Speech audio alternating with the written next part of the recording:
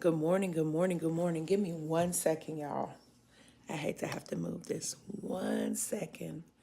Morning, morning, morning. Good morning. Give me 1 second.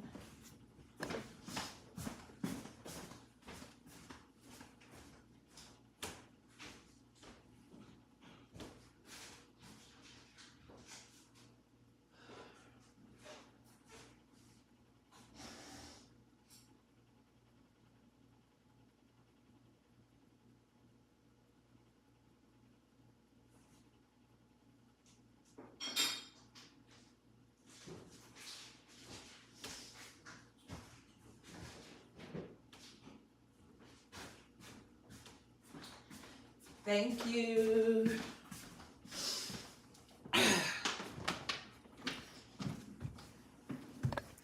Hey, y'all. Thank you. Good morning, everyone. Good morning, good morning, good morning. Good morning, good morning. Good morning.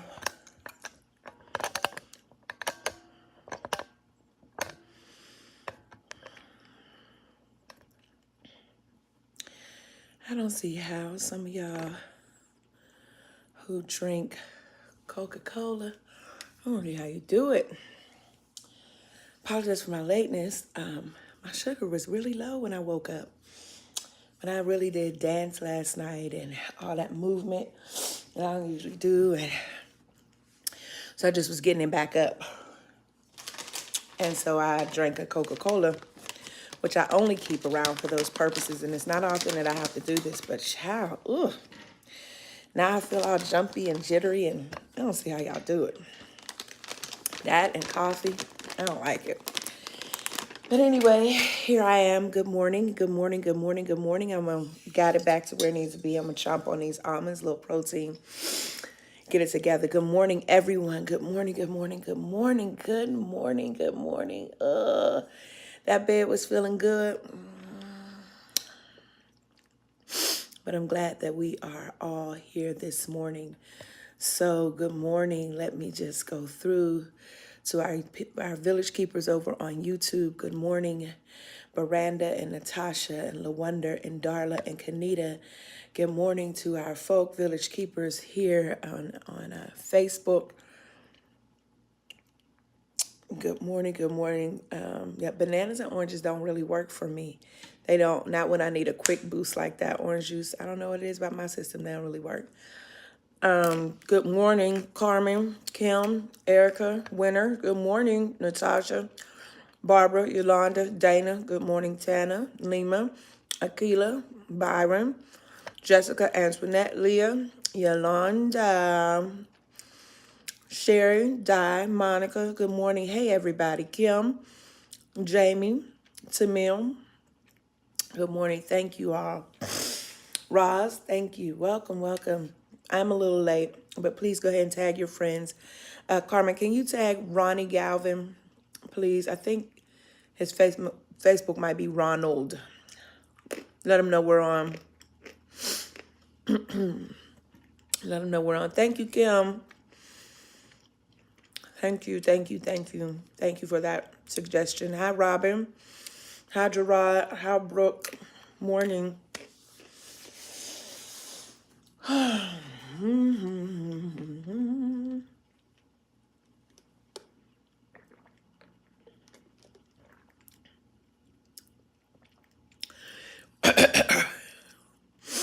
Y'all.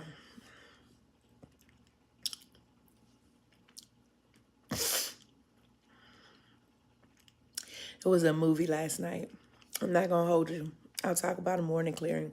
I'm not going to hold you, but it was a movie. It was a movie. It was a movie. It was a movie. And thank you to the community, to the village. I know that Whitney shared some pictures in the story. I haven't posted anything because I've just been basking in it in a different location, as you can see, because the beauty and the blessing is that this evening, today, we all three of my spouse's children are in one place, and we are glad about it. They're all under one roof, and that feels so good. And my little niece is also here with them, and just all the family that came out to support. So they commandeered the space where I usually am, and so I'm up here with y'all. And I'm gonna get right to it since I started late. Good morning, girl. We had a time last night. That's all I want to say. And I heard Whitney and Shariel say that. Sorry, y'all. Oh, Kim, you're right. It's that jumpy feeling. I hate that. I don't like that. Say that we are not in threat of any recipes being lost. Auntie Margie is on. Good morning, Auntie Margie. I love you so much. Hey, Regina. Hey, Trina. I'm gonna talk about that later. Let's get to it. This morning, I want to turn our attention to a familiar text that we've engaged in before here. A text that I want to engage you all in again. Coming out of the Gospel of John. Coming out of the Gospel of John.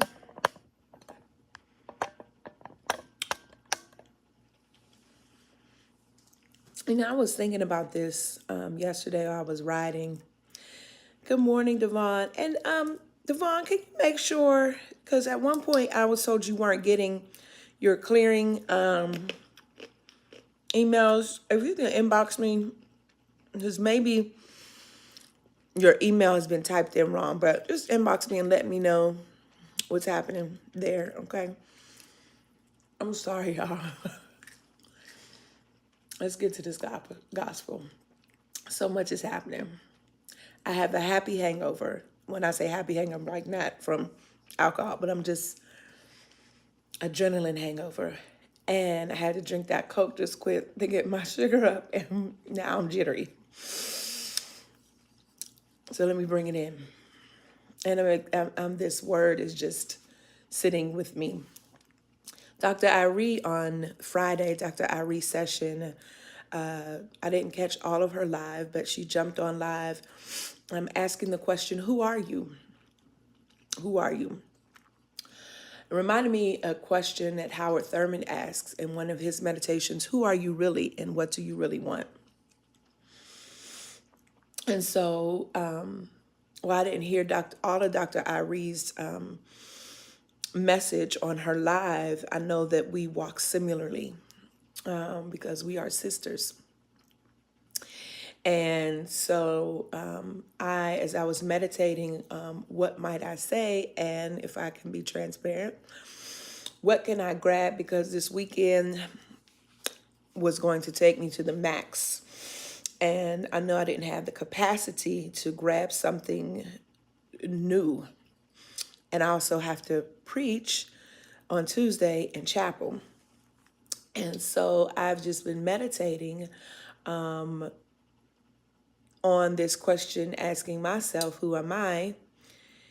And while reading Ebony Janice Moore's All the Black Girls Are Activists, which if you do not have that text, you absolutely need it.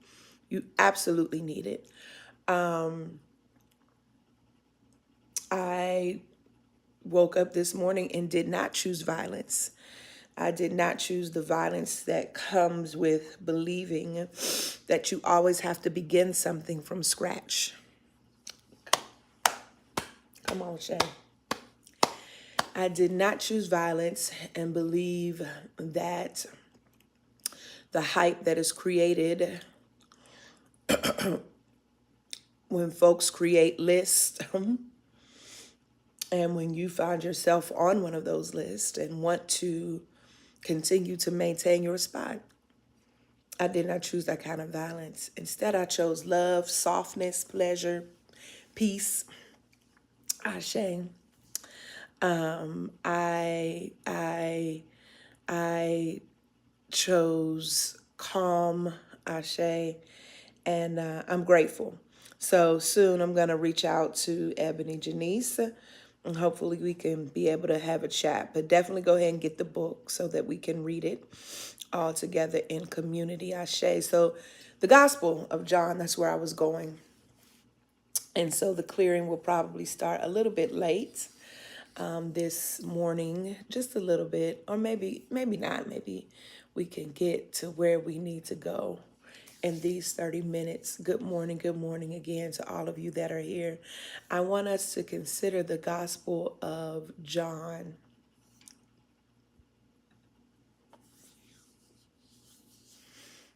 Listen, Chelsea.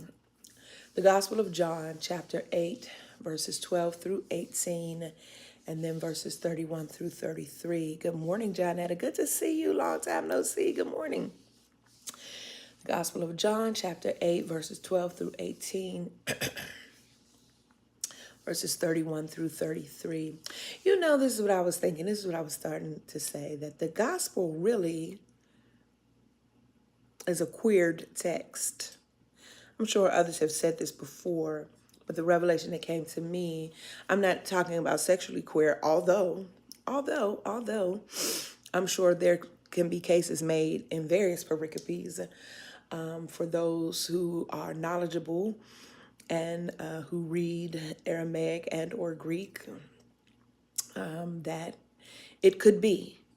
But I'm talking about queer in the sense of different. And I am retrieving our understanding of the word alternative, not as different, alternative, not as pathological, but alternative as in liberating. Good morning, Reverend Tracy. But alternative as in liberating. That the gospel is queer because the entire point of the gospel is to shift our understanding from a status quo to one that levels a playing field, levels the ground where the reverse or the inverse happens, where those who consider themselves to be first or those who are last become first, where this reigndom, this kingdom of God, if you will, does not crack open the sky, that the Savior, the Messiah, the one that comes to show and to prepare a way, does not come in with the metal sword, if you will, but comes in so unassumingly, that is birthed in a dingy manger, that rides in on a donkey, not in a chariot. So the gospel in and of itself is a queer, this is so good, is a queered rendering, and that indeed God's self, through reading, through confessing, through engaging, through living out this gospel, is inviting us to be queer. Oh my God. Oh my God today. Yay. So consider your own queerness on this morning. Consider your, yes, Ashe, your sexually queerness, but consider also your queer, your ideological queerness. Consider your spiritual queerness. Yeah. Consider your epistemic queerness. Consider your queerness and consider God as queer.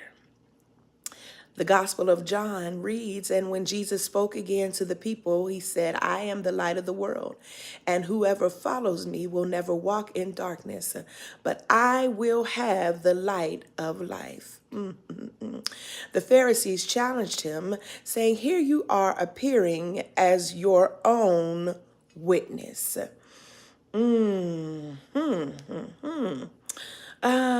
Your testimony is not valid. Jesus answered, even if I testify on my own behalf, my testimony is valid. For the person asking about the clearing, I got you. Just give me a second. My testimony is valid, for I know where I came from and where I'm going. But you have no idea where I come from or where I'm going. You judge by human standards, and I pass judgment on no one. But if I do judge, my decisions are true because I am not alone. I stand with the Father who sent me. And in your own law, it is written that the testimony of two witnesses is true. I feel this already. I am one who testifies for myself. My other witness is God who sent me. Verses 31 through 33. So to the Jews who had believed him, Jesus said, if you hold my teaching, you are really my disciples. Then you who will know the truth, and the truth will set you free. And they answered him, we are Abraham's descendants and have never been slaves of anyone. How can you say that we shall be set free?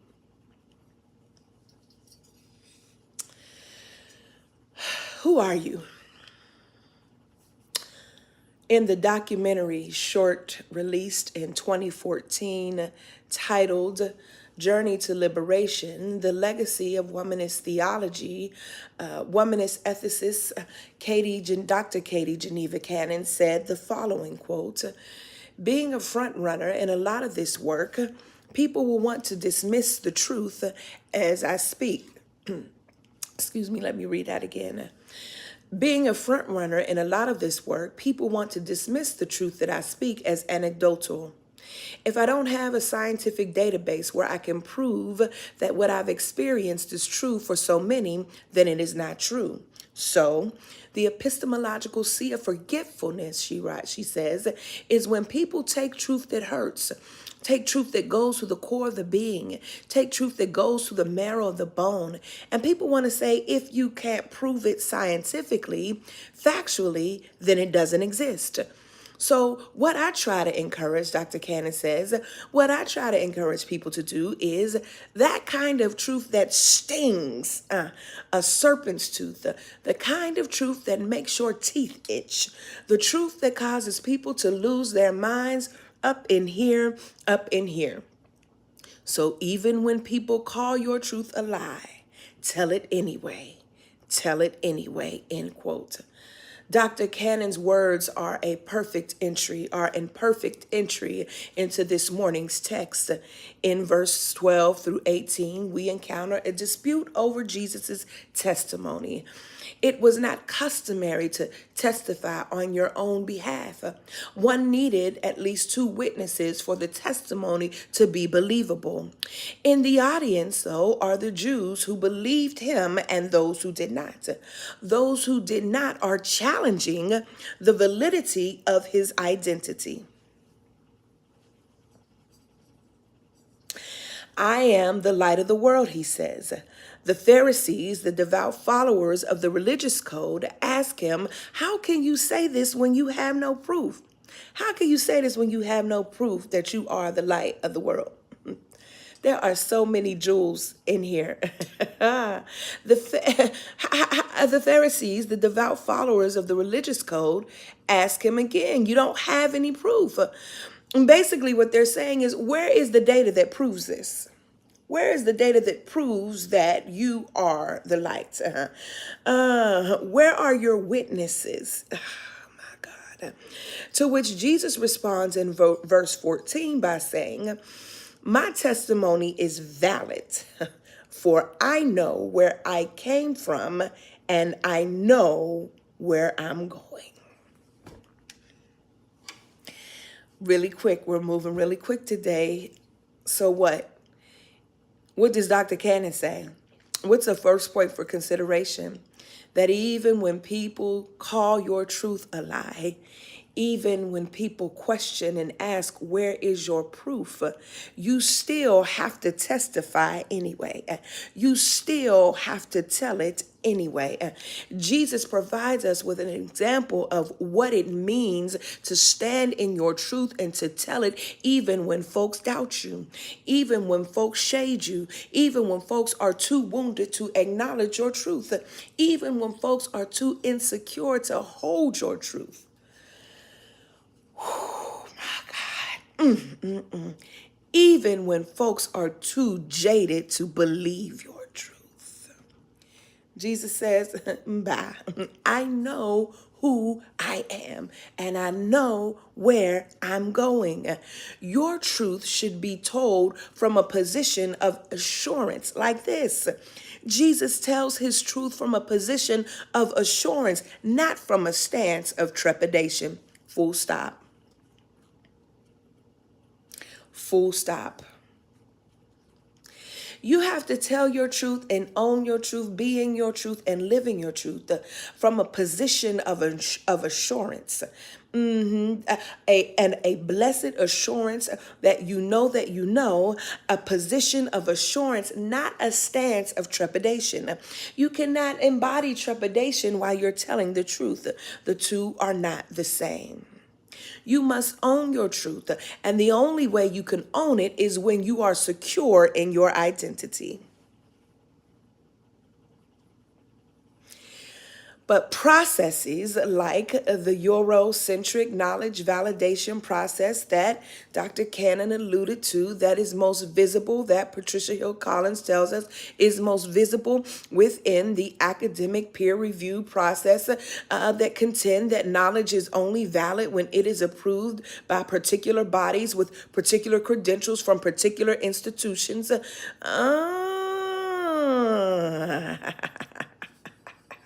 Yeah. This is like the position that the Jewish religious intelligentsia held. There was no epistemic equity. Yes, President Simmons, clinging to power by any means necessary in ways still adopted, unquestioned by one too many clergy. Come on. This is like the position then that the Jewish religious intelligentsia held. There was no epistemic equity. Shout out to my colleague, Dr. Liz Gandolfo, for that epistemic equity term. The truth could only be true if it was delivered in the way they'd been taught to expect it. Listen, let me pull my covers up over here. Listen, they only could accept the truth if the truth had been delivered the way that they had been taught to receive it. This sounds so familiar. Telling the truth then, what's the point then, right? So telling the truth, telling your truth activates what? Authenticity. Yeah, it does. Telling the truth or telling your truth activates authenticity. Embracing your truth allows you to be authentic and genuine in your actions, in your thoughts, and in your words. It helps you to stay true to your values and beliefs. The success then of the transatlantic slave trade is visible in whose values the enslaved assumed. I'm just going to pause for a second. I need to pause for a second because I need us to get that. Yeah, I need us to sit right there. I need us to sit right there and just really hear that. Let me go run it back again. The success of the transatlantic slave trade is visible in whose values the enslaved assumed. The disconnect from specific values like collective work and responsibility, cooperative economics, the theft of creativity that results in clouded purpose, the lack of belief that we are mutually and inextricably linked has led us to what Dr. Cannon calls the sea of epistemological forgetfulness. My God. Who are you? Come on in here, Dr. Ivory. Who are you without what a particular faction of the world calls you?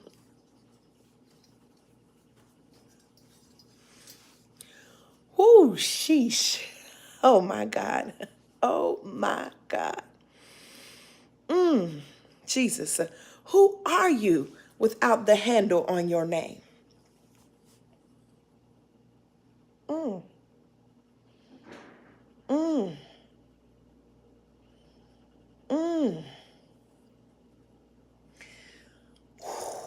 I just really got to sit there. Give me a second, y'all.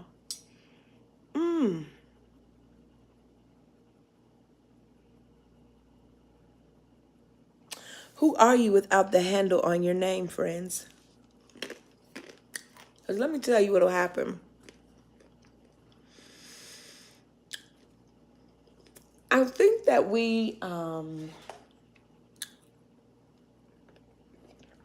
want to speak spirit. I believe in handles. I do. I believe in handles in particular spaces and situations for particular bodies. Absolutely. I do. Especially for a people for whom handles were withheld, for whose bodies were disregarded. I believe in handles. When I say handles, y'all, I'm sorry, I mean like Ms., Mr., Attorney, Doctor, Reverend, Imam, Iya, Baba, Umi, those handles. But there is a way in which we have to be careful when we believe that those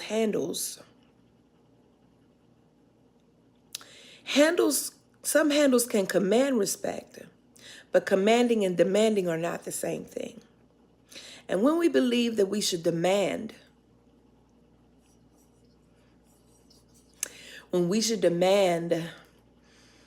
a particular response because of a handle, suggests to me that we have drawn far away from who we are.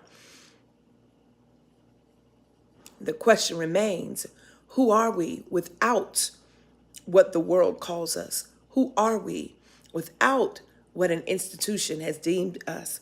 Who are we? Telling the truth, then, provides self-awareness, because it enables you to better understand your thoughts, your emotions, and your motivations. Mama E.T. Hari has impressed upon many of us who apprentice with her that the importance of having clear intentions. Clear intentions make you more accountable to yourself and our community. Clear intentions also provide clear directions. The cloudiness or the murky waters that I find many in our collective wading through, I am putting forward, is because our intentions are not clear. I was clear and remain clear on why I needed to move through a PhD process. Yeah. I was clear, one, because I knew that I needed to marry this academe with practice. I was also clear because if clearness then, clear intentions, right, also should lead to truth telling. Like you have to be clear on your intentions so that you are able to engage and tell that truth from a particular space. So here's the second part of my truth. Because I wanted it.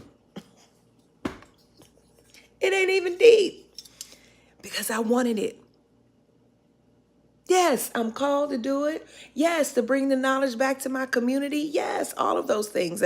To bring, to engage in unconventional methodological processes, right? To bring those to bear, to suggest that the population that I study, that I'm interested in, is valid and is worthy of academic rigor, or is already academically rigorous.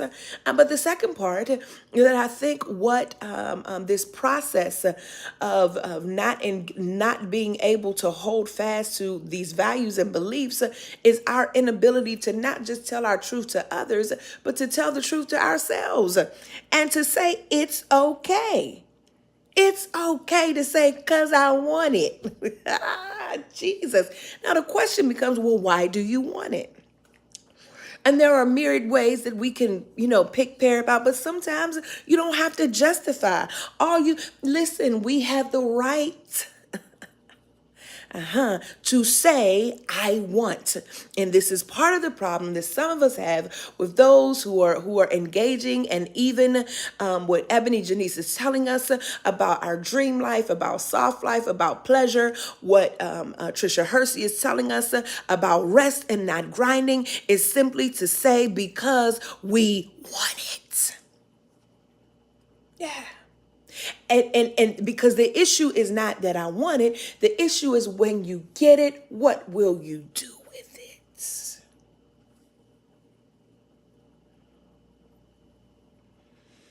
So let me hurry up and wrap this up. Verses 16 and 18 says this: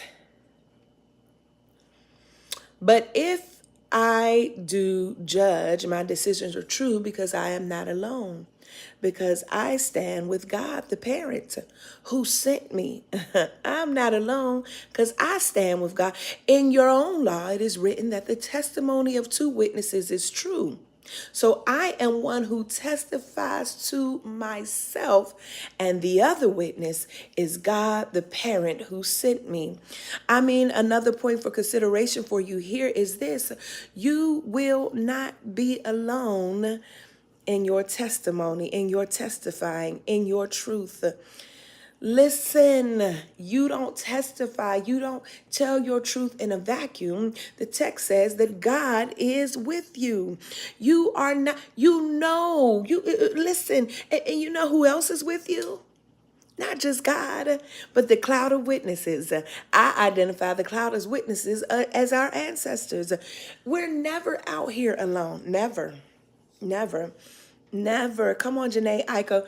We are never far. We're never far. We are not out here all by ourselves. The path has already been open. Hey. The path has already been open, baby. Because you actually out here thinking, see, this is what a Euro-centered Western model of that is rooted deeply in individuality, making you believe that you pulled your own self up by your bootstraps. That you did it, that you did all the hard work. I want to thank me. Yeah, I shared that meme before. I want to thank me. Me. Yep, I did that. Yeah. When the reality is, we have done nothing by ourselves. Absolutely nothing. We have done not one thing by ourselves. I want to make this real clear. You may only see yourself, but that I want to encourage you to shift your gaze, to change your lenses, to tap into your spiritual self, to recognize the wind that is beneath your wings, like 1,000 plus 1,000 plus 1,000 ancestral hands, if you will, that are reaching up, literally holding you in position, literally holding you in position.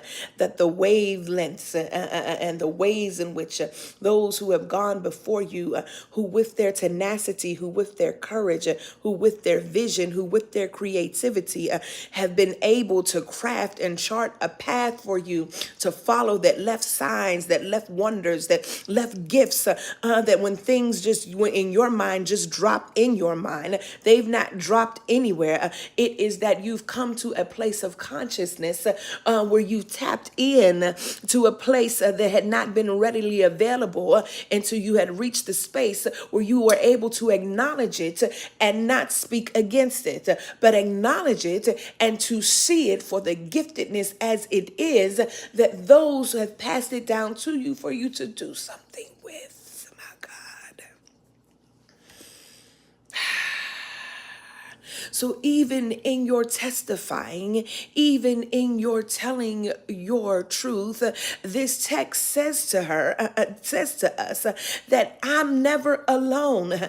I don't come to judge because I'm not judging by these human standards. I'm not judging by what this system says about me. I'm not judging about what this institution says about me. I'm not judging about what my failing a particular test says about me. But just in case I did want to judge, my decision, the text says, still remains true because I'm not alone. I'm not alone. I got more than one witness. Jesus throws it back to them and says, in your own law, in your own law. See, this is why you got to know your own history. In your own law, it is written, it is that the testimony of two is true. Well, listen, you looking around saying, where are my witnesses? Because you don't see them. But baby, this text is so bomb because what Jesus is saying is, I don't need another human to bear witness to my truth, because earlier he says, I know who I am. Yes, Reverend Tracy, creation begins with we, because I know who I am and I know where I come from and I know where I'm going, that the one who sent me is witness enough for me. And that's all I want to leave us with, that the ones, plural, that the ones who sent us are our witnesses. Somebody needs to be unlocked with that. Let's close this up quickly. So then we go down to verses 34. To the Jews who had believed him, Jesus said, so listen, if you hold to my teaching, then you really are following me, right? And if you're following me, listen, then you're going to know the truth. And the truth is going to set you free. And they say, but we're Abraham's descendants and have never been slaves of anyone. How can you say that we shall be set free? This is going to have to be for part 2 because something new just came to me, but I'm not going to share it because it's not fully fleshed, but something just came to me about this particular 33.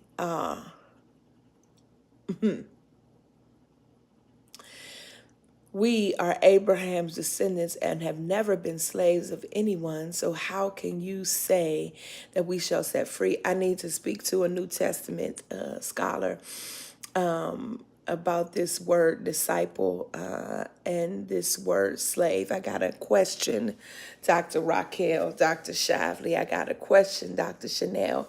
I got a question, and I'm going to inbox you. But simply this is that this dispute, it's a dispute over who Jesus's opponents are. Here, Jesus turns his attention away from his theological adversaries toward the Jews. And the writer is presenting an intense debate between the Jews and the Jews who profess faith in Jesus. One commentator writes this, quote, that the liberating power of the truth is unknowable apart from being Jesus's disciple, which in truth depends on one's relationship to Jesus's word. The truth and freedom that Jesus promises are not abstract principles, but are like light and life, bound to the word. For Jesus, the truth is the presence of God in Jesus. So then how can the truth make you free? For Jesus, freedom then is the result of knowing the truth. But when the Jews repeat Jesus's words in 33b, they misquote him, leaving out the reference to truth. Instead, they interpret Jesus's words as if they themselves were a misreading of Jewish heritage. So ultimately, then, there is liberation in telling your truth. But why should you tell your truth? You should tell your truth for authenticity, for relief from burden, for emotional healing, for self-acceptance, for empowerment. There are 1,000 reasons for telling your truth, but the most important reason is you should tell your truth so that you are clear on who you are, so that you are clear on how you show up, so you are clear on what your contribution to the collective is. That's it. That's it. There's no high on the mountaintop ending. That is it. The point of this text is to help you understand your identity. Come on. Come on. Come on in here today. Come on in here. That's the whole point. That is the entire point, to help you, to get you to the place where you understand your own sacred value, where we understand our collective value. My gosh. He. That's the point. That's the point. That's the point. Are we together? That is the point. Friends, I want to thank you. I want to thank you on this morning for being with us. For those of you who asked for the subscription link to the clearing, I have placed it on YouTube. I have also placed it right here in the chat. We are going to head over there in just a few seconds. So I'm going to hold the folks in the waiting room for a little bit. Absolutely, Reverend Tracy. We in an identity crisis, friend. That's going to be part 2. Period. We have not a clue. Period. And it shows. Let's talk about that in the clearing. Go ahead and click the link. I'm going to open it up momentarily. If you go ahead and join, if you could just inbox me, you can inbox me on Facebook or on YouTube. Let me know that you've joined so that I can get you the link, because those subscribers already have the link. Thank you, thank you, thank you so very much. I'm so appreciative of you being present. For those of you who are not in the clearing, but you support this ministry, we offer this to you, and we give thanks for the ways that you give, for the ways that you are present. We look forward to seeing you on next Sunday. It is already September. Can you believe it? I hope that you have a cool Sunday. Have a cool Sunday, and that you move into your week with ease, with rest,